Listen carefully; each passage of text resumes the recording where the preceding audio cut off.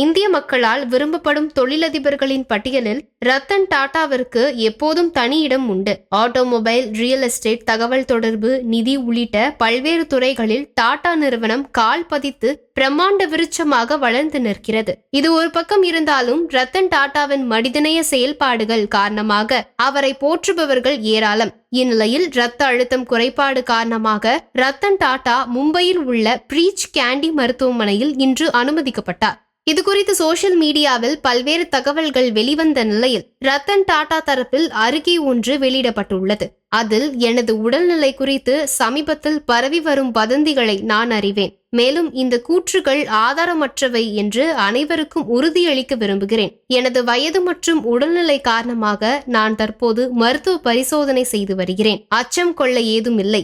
எனது மனநிலை நன்றாகவே உள்ளது. உண்மைக்கு புறம்பான செய்திகளை பரப்புவதில் இருந்து பொதுமக்களும் ஊடகங்களும் விலகியே இருக்குமாறு கேட்டுக்கொள்கிறேன் என குறிப்பிட்டுள்ளார். இந்நிலையில் ரத்தன் டாடா விரைவில் பூரண நலம் பெற நெட்டிசன்கள் சமூக வலைதளங்களில் வாழ்த்து தெரிவித்து வருகின்றனர்.